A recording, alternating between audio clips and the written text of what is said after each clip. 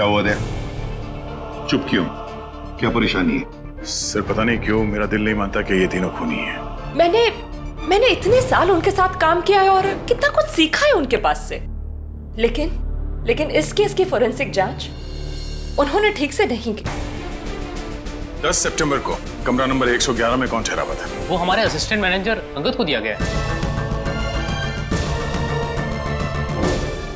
अरे ये तो वही है, विजय सर को बुलाता हूँ।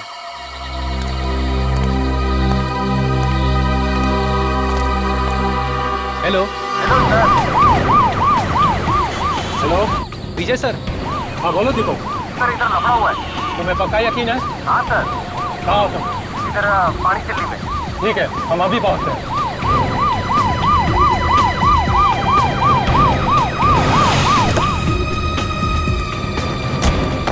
सर कहाँ है गाड़ी? सर जाओ पकड़ो उसे। इंस्पेक्टर मुझे क्या हो रहा है यहाँ पे? आप प्लीज यहाँ से चले जाइए। नहीं मैं नहीं जा सकता, मुझे उससे काम है।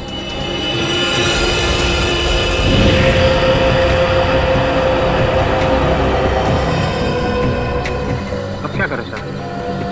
सीआईडी को फोन करना पड़ेगा।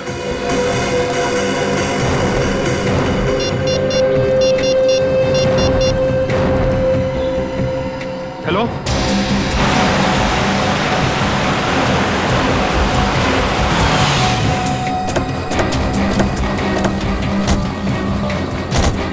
Hello sir. अंगद कहाँ है? सर गाड़ी के अंदर।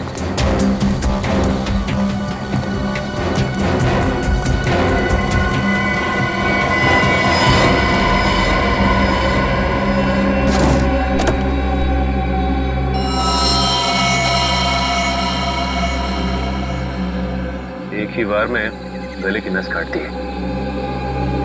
लगता है सर मरे हुए काफी समय हो गया। देखो गाड़ी में और क्या क्या मिलता है।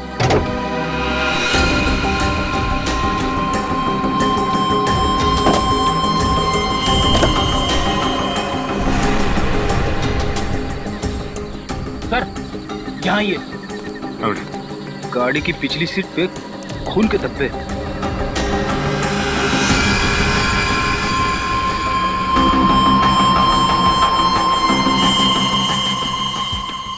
सर अंगद की लाश तो ड्राइवर सीट पर है, फिर गाड़ी के पीछे वाली सीट पर खून के धब्बे कैसे हैं?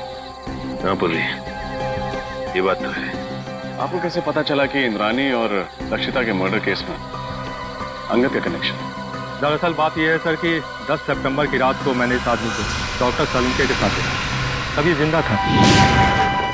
वो 10 सितंबर की रात हम जेल से फरार दो टीपू और रघु का पीछा करते हुए वाड़ी को पहुंचे। वो हम पर लगातार फायर कर रहे थे। वहाँ पार्क की हुई एक गाड़ी के पीछे से भागते हुए वो जंगल में छिप गए। जब मैं उस गाड़ी के पास पहुंचा तो डॉक्टर सालुंके को उस गाड़ी से निकलते देख मैं आश्चर्यचकित रह गया। इंस्पेक्टर विजय क्या हो रहा है यहाँ पर? सर हम कुछ क्रिमिनल्स का पीछा कर रहे हैं, आपकी जान को भी खतरा हो सकता है। आप प्लीज यहाँ से चले जाइए। नहीं मैं नहीं जा सकता, मुझे उससे काम है। सर मैंने कहा ना, आपकी जान को भी खतरा हो सकता है। प्लीज आप चले जाइए और उन्हें भी अपने साथ ले जाइए।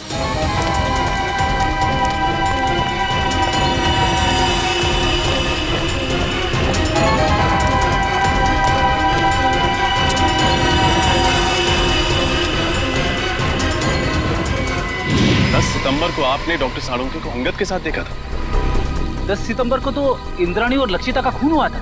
सर हमने उनसे कहा था कि वो दोनों वहां से चले जाएं। वहां गोलियां चल रही थी, उनकी जान को खतरा था, लेकिन डॉक्टर सलूके जिद करने लगे कि उन्हें इस आदमी से कुछ जरूरी बात करनी है। एक बात समझ में नहीं आई, लक्षिता और इंद्राणी के मर्डर से पहले सालुंके साहब अंगद को कैसे जानते थे? और आखिर ऐसी क्या बात थी कि वो उस रात अंगद से मिलने गए? ये सवाल तो डॉक्टर सालुंके से एसीपी सर ही पूछ सकता है। ये रही डॉक्टर सालुंके की तैयार की गई फॉरेंसिक रिपोर्ट जो उन्होंने सितंबर 11 को तैयार की थी, और इस फोल्डर में दोबारा की तैयार की गई पोस्टमार्टम रिपोर्ट है जो तारिक और मैंने मिलकर तैयार की। और क्या अंतर है दोनों में? डॉक्टर सालुंके की रिपोर्ट के मुताबिक इंद्राणी और लक्षिता का खून रात 9 और 11 बजे के बीच हुआ, जबकि सच तो यह है कि दोनों की मौत रात 8 बजे के पहले हो चुकी थी। क्या? 10 सितंबर की रात को मैंने इस आदमी को डॉक्टर सलूके के साथ देखा था।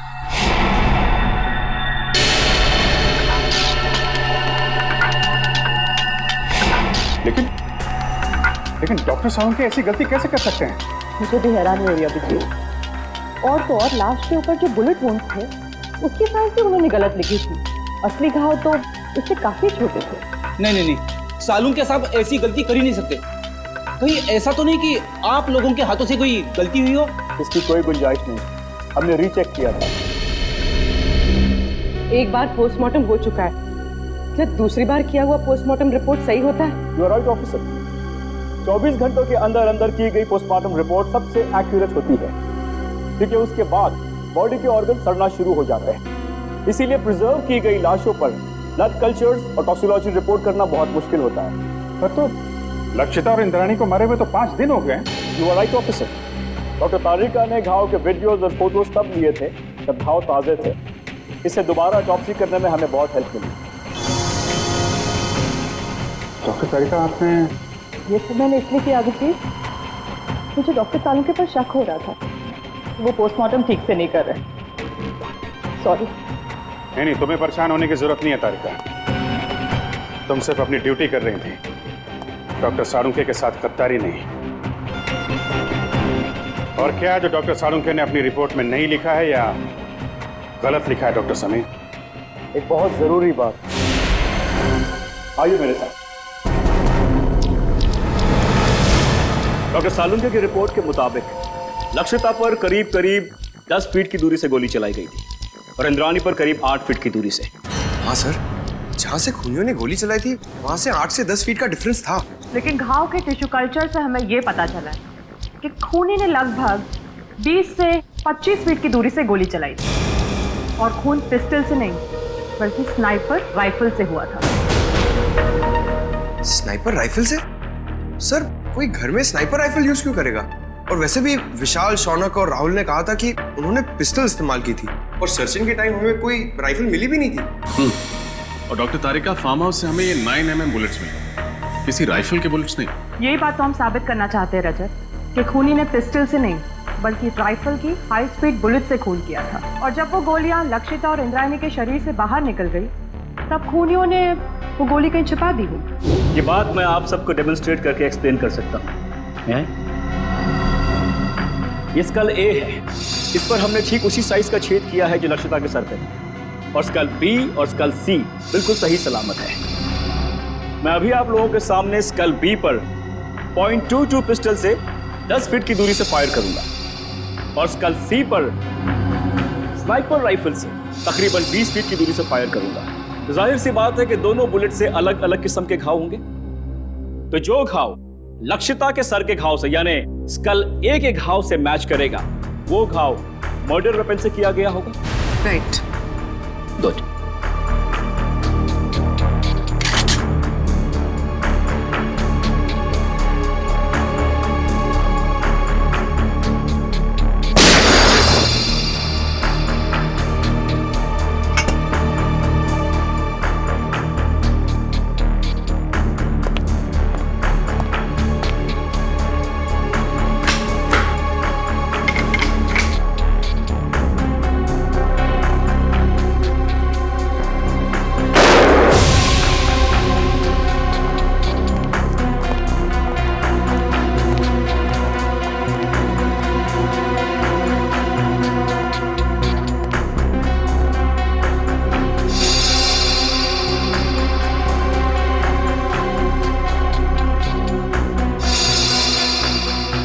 कहना बिल्कुल सही है सर, दोनों का खून राइफल से ही किया गया। हाई स्पीड बुलेट से जो घाव स्कल पर हुआ है वही घाव लक्षिता के सर पर भी था।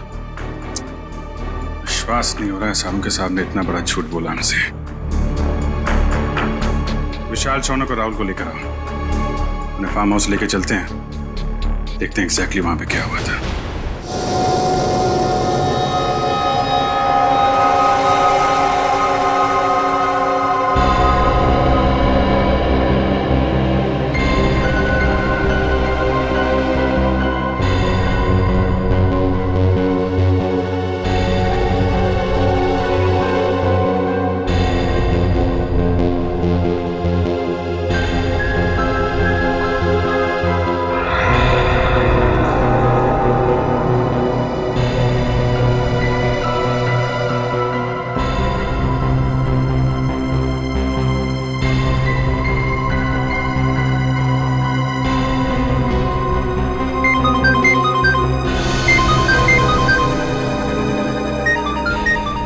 ये मेरा फोन है, मुझे लेने दो।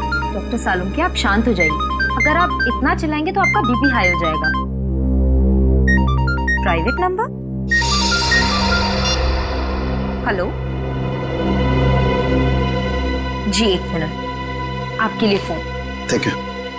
हेलो, कहाँ हो तुम? मैं दोपहर से तुम्हारा इंतजार कर रहा हूँ, फोन क्यों नहीं किया? देखो, हाँ मुझे याद है सब कुछ, दोहराने की जरूरत नहीं है।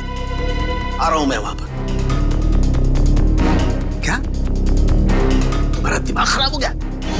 देखो, जो कुछ करना है मेरे साथ करना, उसे कुछ भी नहीं होना चाहिए। हाँ ठीक है, आ रहा हूं मैं।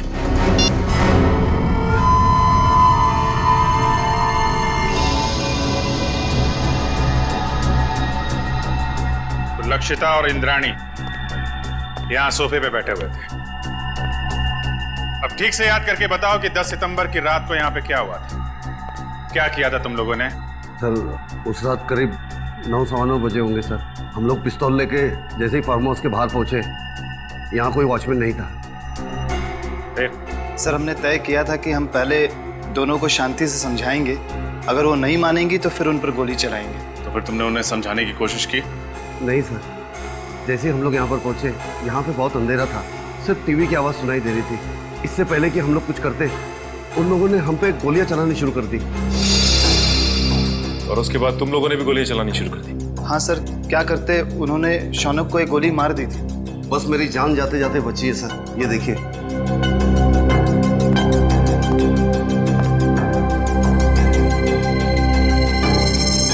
जब तुम्हें ये गोली लगी तो तुम कहाँ खड़े थे? यहाँ सर, मैं यहाँ खड़ा था सर। जैसे ही मुझे गोली लगी, मैं वहां पर उस दीवार पर जाकर टकराया और मेरा सर वहां पर लग गया।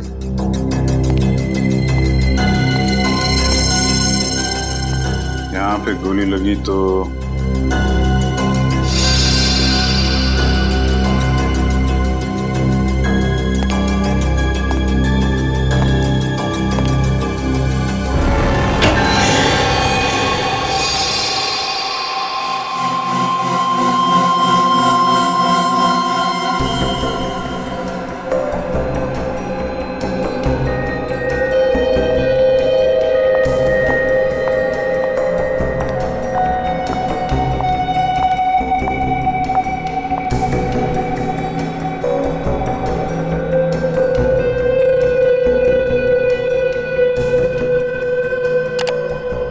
तारिका, गाड़ी की बैक सीट पर जो खून के धब्बे मिले हैं उनकी जांच हो गई है। 2 अलग अलग लोगों का खून है और दोनों में औरत का डीएनए मिला है।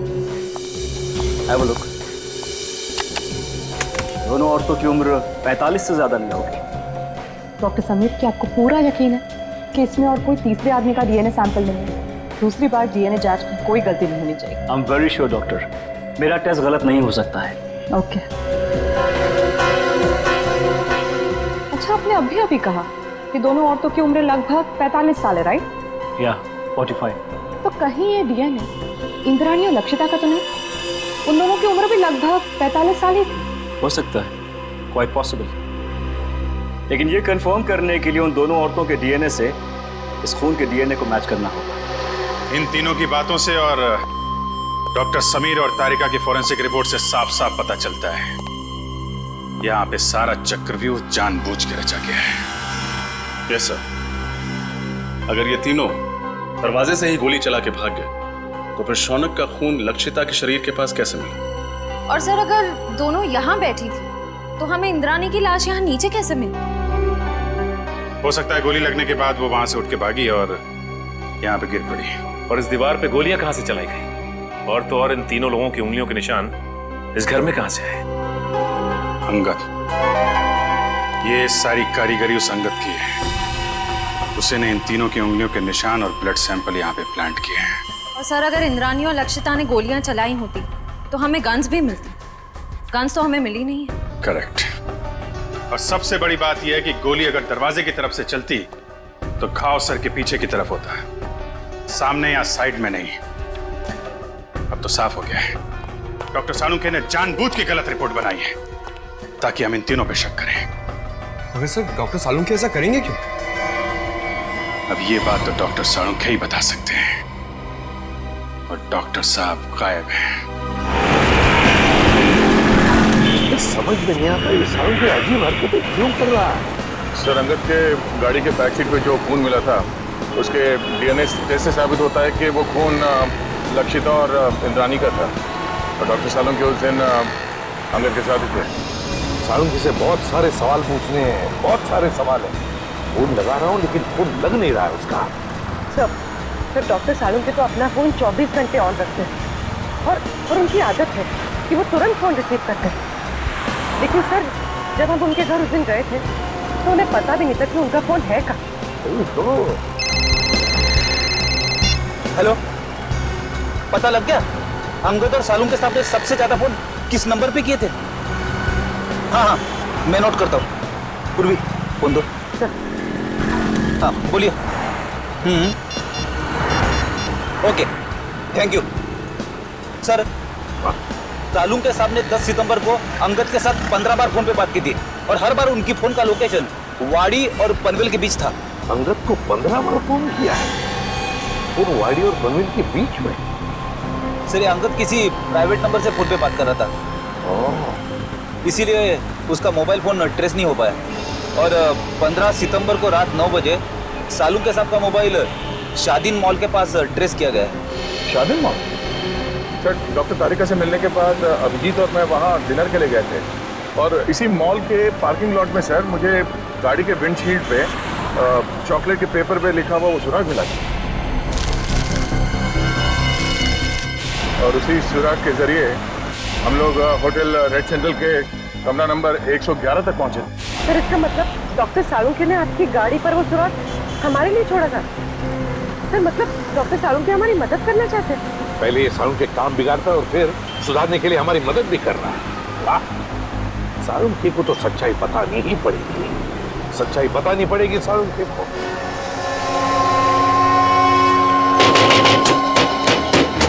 सालुंखे! सालुंखे! डॉक्टर साहब! सालुंखे साहब! सर, दरवाजा तोड़ दूं? तोड़ दो। डॉक्टर साहब! सालुंखे! सालुंखे! देखो उसे, देखो।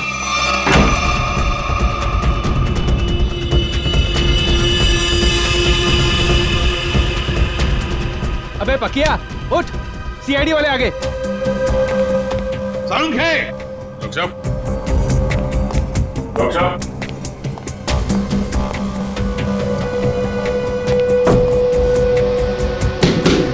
सालुंखे साहब!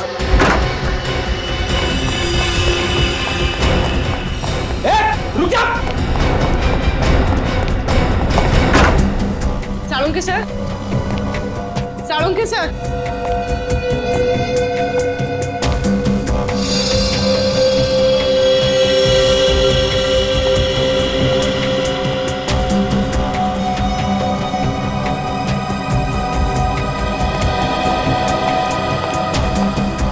सालुंखे गायब है ना?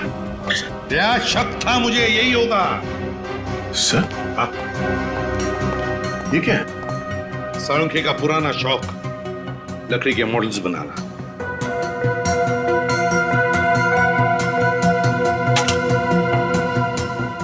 डॉक्टर साहब का मोबाइल सर मोबाइल छोड़कर गया वो? ऑफ है।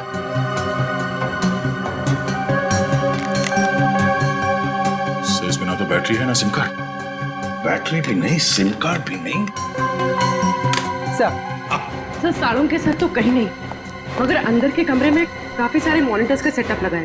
CCTV monitor. CCTV monitors?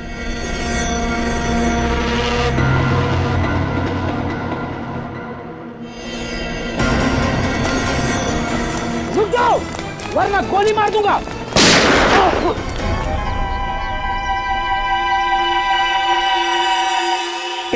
बच गया। बच गया। लेकिन अब नहीं बचोगे बच्चू।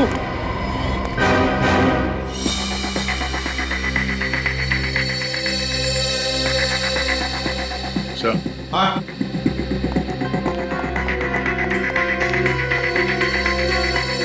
ये देखिए सर, खुफिया कैमरा।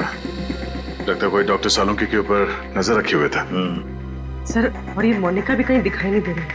सर, मुझे लगता है सालुंके सर को ये कहीं लेकर गई होगी सर। कहाँ? ये दोनों बताएंगे सर। हमें कुछ नहीं मालूम साहब। क्या जानते हो डॉक्टर? साहब कुछ नहीं जानते सर। कुछ नहीं जानते? कुछ नहीं जानते साहब, हम तो सिर्फ घर की देखभाल करते हैं साहब। डॉक्टर सालुंके और मैडम मोनिका के जाने के बाद घर में कोई ना देख पाए सर। डॉक्टर सालुंके कहाँ है? हमें कुछ नहीं मालूम सर। तो छोटे मोटे टपोरी है सर। हमें कहा गया था इस घर पे नजर रख के, और जब भी कोई इधर ताक झाक करे तो हमें खबर कर दे। तुमने अभी तक ये नहीं बताया कि डॉक्टर सालुंके और मोनिका कहाँ है? बताओ। कैसे बताए सर? हमें खुद को नहीं पता। हमें तो इतना पता है कि जब तक राहुल, शौनम और विशाल को अदालत सजा नहीं दे देती, तब तक डॉक्टर सालुंके को अपने कब्जे में रखने का है। सर, हमने आपको सब कुछ बता दिया है सर। अपना जुर्म भी कबूल कर लिया है सर। और सर ये भी बता दिया है कि हमने लक्षिता और इंद्राणी का खून कैसे किया। फिर हमें यहाँ क्यों बिठा के रखा है? ये बताने के लिए कि इंद्राणी और लक्षिता का खून तुम लोगों ने नहीं किया। क्या? पर सर, हमने तो सर अपने हाथों से लक्षिता और इंद्राणिया पे गोली चलाई थी सर। हाँ, लेकिन वो दोनों पहले से ही मर चुकी थी। क्या? वो दोनों मर चुके थे? हाँ, मैं समझाता हूँ। तुम तीनों ने गोलियां जरूर चलाई थी इंद्राणी और लक्षिता पर उनकी मौत जिन गोलियों से हुई, वो गोलियां तुम लोगों ने नहीं चलाई। तो फिर वो गोलियां किसने चलाई? उस खूनी ने चलाई थी गोलियां जो तुम्हें इन दोनों के खून में फंसाना चाहता था। सर, अगर हमने खून नहीं किया तो फिर हम जा सकते हैं सर? नहीं, तुम लोगों ने खून नहीं किया, पर खून करने की कोशिश जरूर की है, और इसकी सजा तुम्हें जरूर मिलेगी। देखो, अगर तुम तीनों लंबी सजा से बचना चाहते हो तो तुम तीनों को हमारी मदद करनी होगी, ताकि असली गुनहगार पकड़ा जा सके। करेंगे सर, आप जो कहेंगे करेंगे। हम लोग तीनों आपकी पूरी मदद करेंगे सर। और एक बात बताओ, क्या तुम लोगों का ऐसा कोई दुश्मन है जिसे फायदा होगा तुम तीनों को फांसी पे चढ़ाकर? सर दुश्मन तो वैसे कई है। हम लोग जिस धंधे में काम करते हैं वहां पर सर दोस्त कम दुश्मन ज्यादा होते हैं। किस किस का नाम ले सर? सर, इन तीनों को फंसाने के लिए खूनी को पहले से मालूम होना चाहिए था कि उस रात ये लोग लक्षिता और इंद्राणी का खून करने जाने वाले हैं। ये बात तो है दया, कोई तो जरूर जानता होगा। एक बात बताओ, कौन जानता था तुम्हारे इस प्लान के बारे में कि तुम उस फार्म हाउस पर जाने वाले हो? नहीं सर, ये बात तो हमने राजी रखी थी। वैसे ये प्लान तुम लोगों ने बनाया कहाँ पर? हा? सर, होटल रेड सेंट्रल में। अंगद के कमरे में? कमरा नंबर 111 में? नहीं, रूम नंबर 111 में नहीं सर, 308 सर। हाँ सर। और रूम नंबर 308? तो क्या कोई अजनबी आया था तुम्हारे कमरे में 308 में जब तुम लोग बातचीत कर रहे थे? हा?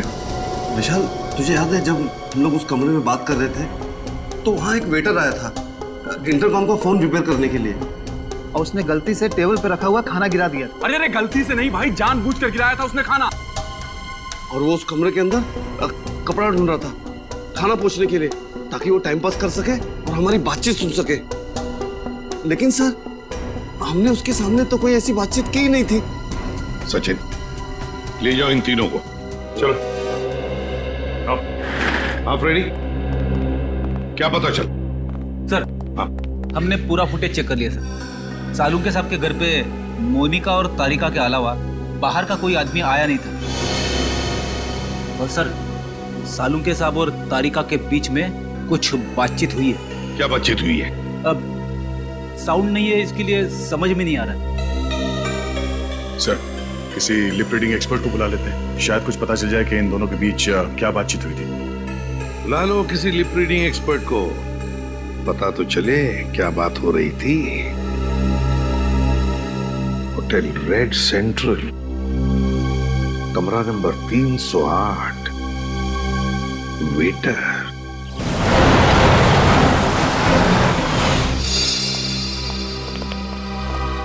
हेलो सर, आप लोग फिर से यहाँ? हमें कमरा नंबर 308 दिखाओ। जहाँ पे शौनक, विशाल और राहुल ठहरे थे सितंबर 10 को। क्यों, क्या हुआ?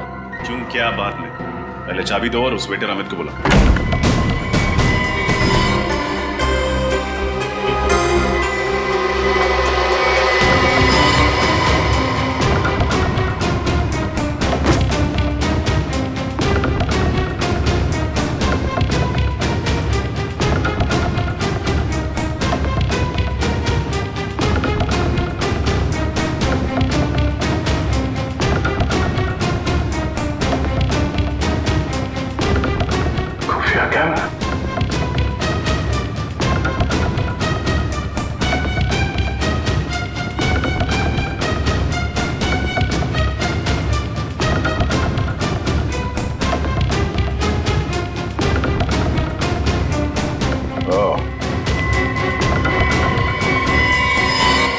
ये देखो, खुफिया कैमरा और ये बग। इन चीजों के जरिए खूनी शौनक और उसके साथियों का प्लान सुन रहा था।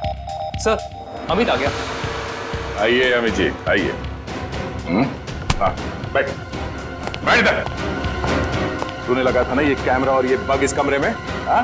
ताकि तुम विशाल, शौनक और राहुल की बातें सुन सको। क्यों? नहीं सर, मैंने कोई बग नहीं लगाया सर, मैंने कोई बग नहीं लगाया सर। देख, सच बोल, वो बग हमें मिल चुका है, समझा? बात यहीं पे बताएगा या कहीं और ले चले तुझे?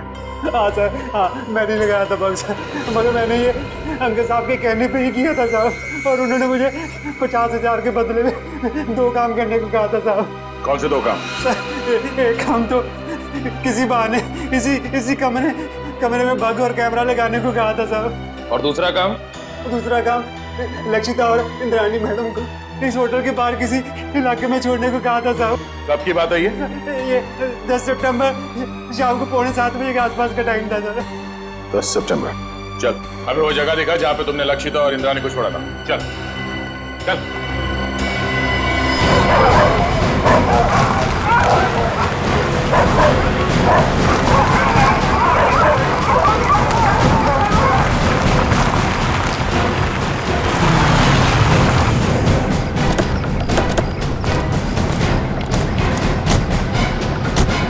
सर, यहाँ पे छोड़ा था मैंने, और सर वो दोनों वहाँ पे खड़े थे, वहाँ पे। तो बात कर रहे थे वो?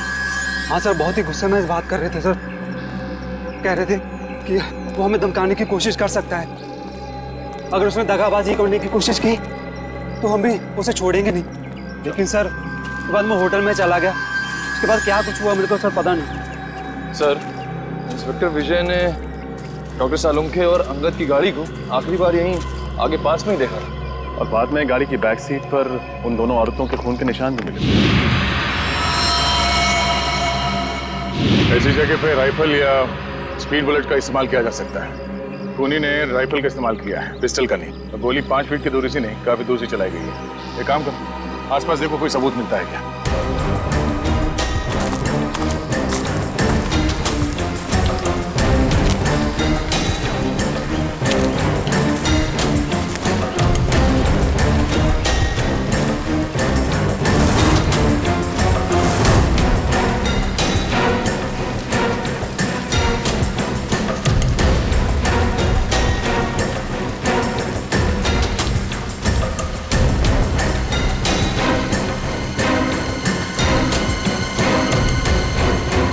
तो गोली और इस पे खून भी लगा हुआ है।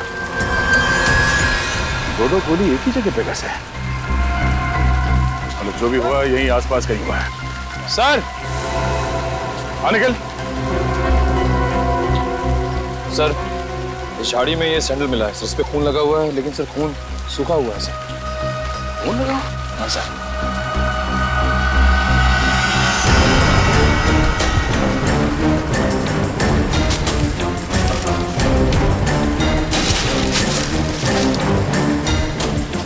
सर, ये तो लक्षिता मैडम का बैग है, मुझे अच्छी तरह से याद है।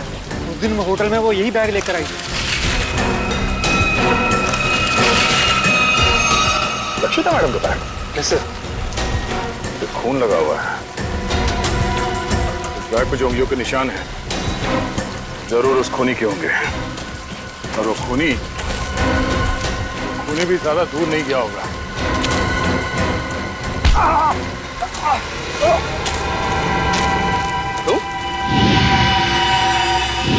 संतु, लक्षिता के फार्म हाउस के रखवाले हैं? तुम यहाँ क्या कर रहे हो? साहब मुझे माफ कर दो साहब, मैंने कोई खून नहीं किया साहब, मुझे तो आपके ऊपर नजर रखने के लिए कहा गया था साहब। सच बता, तूने झूठी गवाही क्यों दी? हमें पता चल चुका है कि तूने फार्म हाउस में कोई खून होते हुए देखा ही नहीं है, क्योंकि तुम्हारी लक्षिता मैडम और इंद्राणी मैडम, उन दोनों की मौत 7:30 बजे हुई और यहाँ पे। साहब मुझे छोड़ दो साहब, मुझे अंकल साहब ने बोला था ऐसा करने के लिए साहब। अंगद मर चुका है। मुझे कोई दूसरा आदमी फोन करके काम करने के लिए कहता था साहब। कौन है वो आदमी? मुझे नहीं पता साहब, कौन है वो आदमी? वो कभी सामने नहीं आया साहब, वो हमेशा मुझे फोन पे बोलता था सर।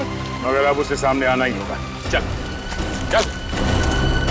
मिस्टर मयंक, इस सीसीटीवी फुटेज को गौर से देखिए और हमें बताइए कि ये लोग क्या बोल रहे हैं। इसमें कोई साउंड सुनाई नहीं दे रहा है। यही तो मेरा काम है ऑफिसर। मैं उनकी होठों की मूवमेंट से पता लगाऊंगा कि वो क्या बोल रहे थे।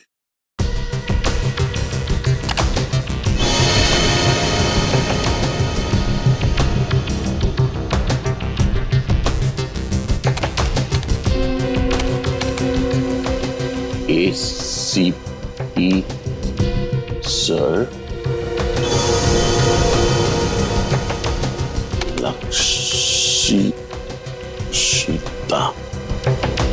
लक्षिता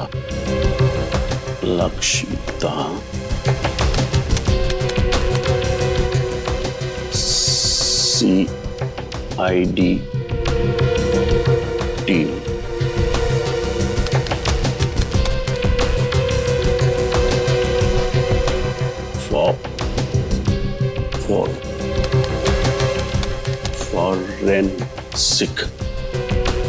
फॉरेंसिक।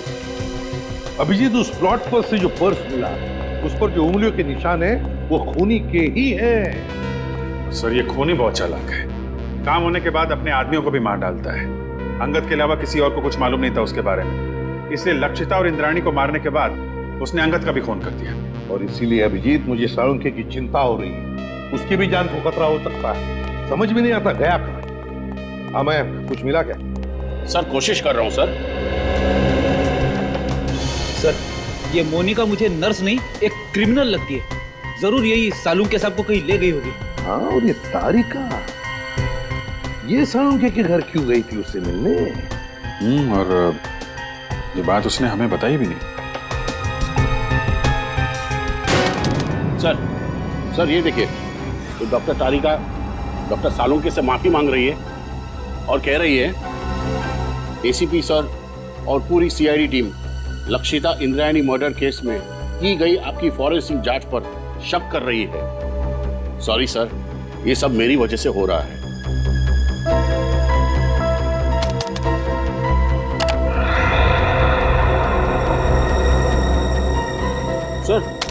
सर ये भी देखिए, डॉक्टर साळुंखे किसी के साथ फोन पर गुस्से में बात कर रहे हैं और कह रहे हैं जो करना है मेरे साथ करो, उस लड़की को कुछ नहीं होना चाहिए, मैं आ रहा हूं। उस लड़की को जाने दो। है कौन ये लड़की अभिजीत, जिसे साळुंखे बचाने की कोशिश कर रहा और फिर खुद गायब हो गया? कहां गायब हो गया ये साळुंखे? ये सारा चक्कर क्या है?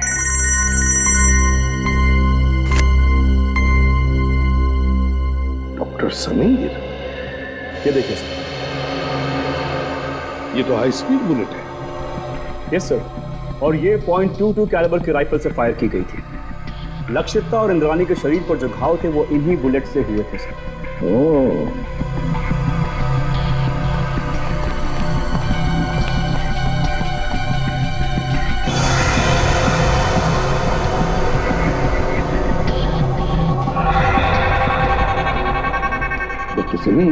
यस सर, ये अंगूठे का निशान है ना? Yes sir. ये ऐसे धुंधले क्यों है ये निशान? ये ठीक से मिले नहीं? नो सर, ये धुंधला नहीं, ये निशान ऐसे ही है। ये देखिए सर, खून से सनी हुई बाकी उंगलियों के निशान हैं इस बैट पर, लेकिन अंगूठे का निशान नहीं है सर।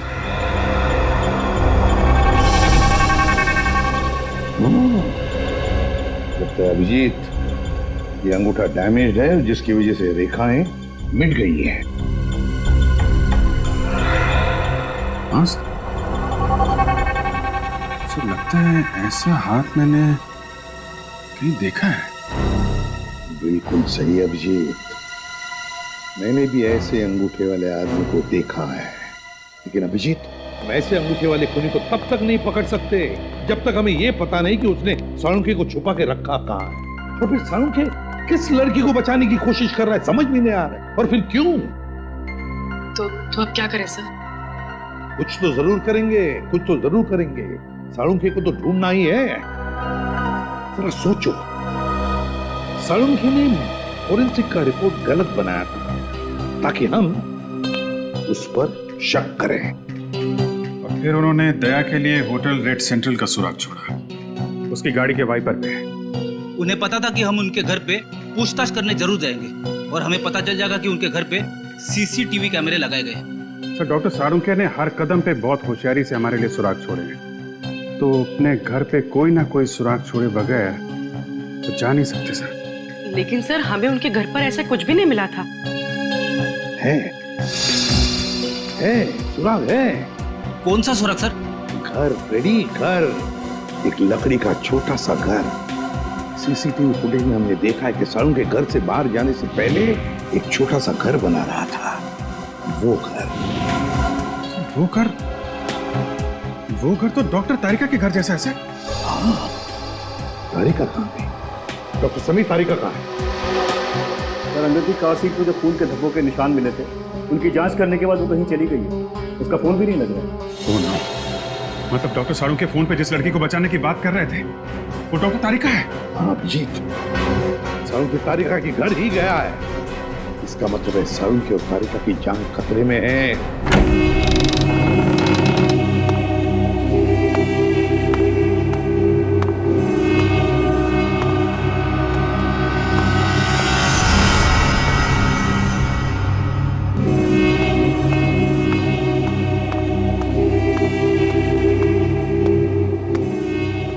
आज तुम दोनों की मौत होगी। आज ये सारा किस्सा ही खत्म होगा। नहीं नहीं नहीं नहीं नहीं डॉक्टर तारिका, ऐसे रोते नहीं। अरे अपने बॉस को देखो, कैसे बैठे हुए, निडर, शांत। बहुत होशियार समझते हो अपने आप को ना, जरूरत से ज्यादा चालाक और चतुर। ऐसे चालाक फॉरेंसिक एक्सपर्ट की मौत भी एक एक्सपर्ट के हाथों होनी चाहिए। वो होगी।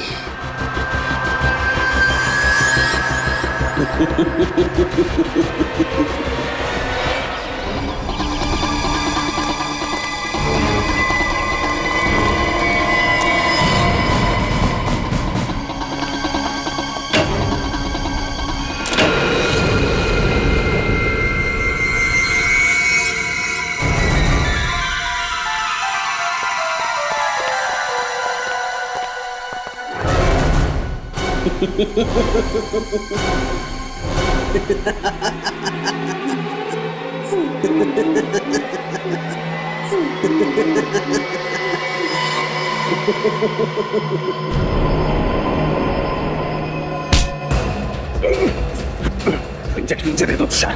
हर किसी नहीं, सीआईडी मुझे जिंदा कभी नहीं पकड़ सकती है। मैं ये इंजेक्शन खुद इंजेक्ट करूंगा। नहीं नहीं।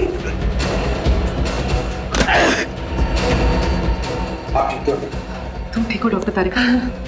बहुत होशियारी दिखा दी तुमने तुषार। पता मेरी साथी मोनिका कहाँ? मैंने इसे भी जहर का इंजेक्शन दिया है। अपने साथी तक को नहीं छोड़ा। पंकज, जल्दी से मोनिका के पास जा और उसे हॉस्पिटल पहुंचा। अब तेरा खेल खत्म तुषार। तूने डॉक्टर साळुंखे को बेईमानी करने पर मजबूर किया, लेकिन उन्होंने बेईमानी में भी ईमानदारी दिखाई और हमारे लिए सुराग छोड़ते गए। आपने मुझे धोखा दिया डॉक्टर साहब। अगर मुझे फांसी नहीं हुई तो जेल से निकलने के बाद मैं सीधे आपका खून करूंगा। अगर दोबारा डॉक्टर साळुंखे के साथ ऐसे बात की तो तू बोलने लायक भी नहीं रहेगा।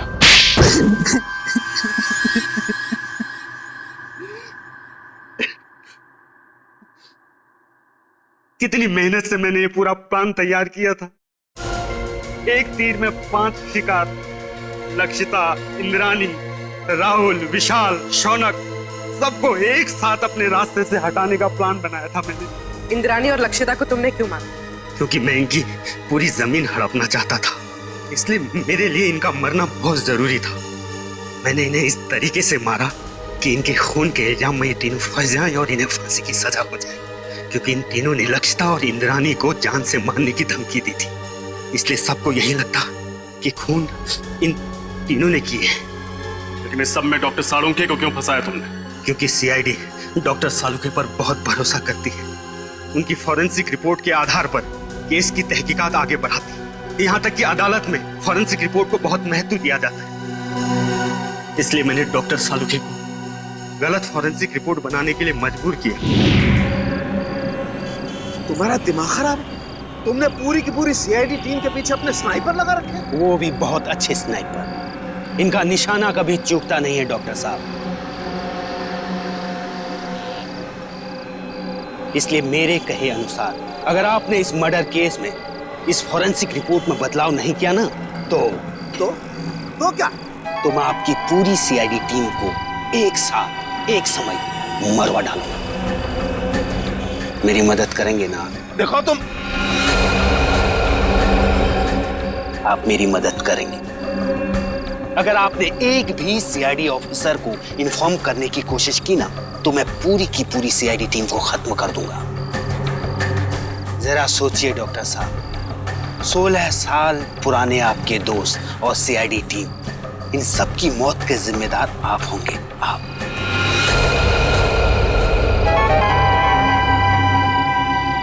ठीक है, मैं तुम्हारी मदद करूंगा। बहुत अच्छी। और हाँ, कोई होशियारी नहीं। हमारी हर चीज अभी रिकॉर्ड करेगा।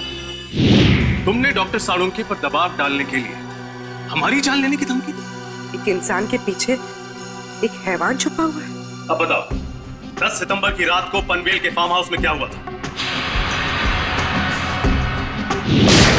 मुझे पता था अंधेरे में गोलियां चलाने के बाद राहुल, शौनक और विशाल को यही लगेगा कि उन्होंने लक्षिता और इंद्राणी को मार डाला है।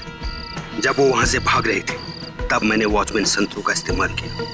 मुझे एक चश्मदीद गवाह की जरूरत थी जिसके बयान पर सीआईडी भी भरोसा करती और जो बाद में अदालत में भी तीनों के खिलाफ गवाही देता। प्लान तो तुमने बहुत मेहनत से बनाया था, लेकिन डॉक्टर सालुंके की होशियारी और हमारी टीम की सूझबूझ और एकता के कारण तुम्हारा प्लान कामयाब नहीं हुआ।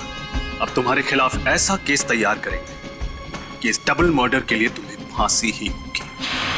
सालुंके, यार हमने तुम पर शक किया, मगर तुमने अपना सब कुछ दांव पर लगा दिया हमें बचाने के लिए। सॉरी यार। अरे सॉरी? हाँ सॉरी। कम ऑन यार। अरे मेरा फर्ज था ये सब कुछ करना। पिछले 16 साल से हम लोग एक परिवार की तरह से काम कर रहे हैं। सीआईडी मेरा अपना परिवार है यार। हाँ मैं मानता हूं, एक पल के लिए मुझे कश्मकश थी कि मैं सीआईडी को भी बचाऊं और अपने प्रोफेशन के साथ गद्दारी भी नहीं करूं। ये प्रॉब्लम थी मेरे सामने। लेकिन यार प्रतिमान, प्लीज डोंट से सॉरी यार, प्लीज। चलो ठीक है, जो हुआ सो हुआ, है ना, भूल जा यार। लेकिन सबसे खुशी की बात क्या है मालूम? जो तू सही सलामत वापस आया वन पीस में। आना ही था मुझे वापस। मुझे पूरा भरोसा था तुम लोगों पर। मुझे मालूम था तुम लोग मुझे कभी कुछ नहीं होने दोगे। तू रोता क्यों है? रो नहीं रहा हूं मैं यार, रो नहीं रहा हूं मैं यार। तुम नहीं सुधरोगे यार।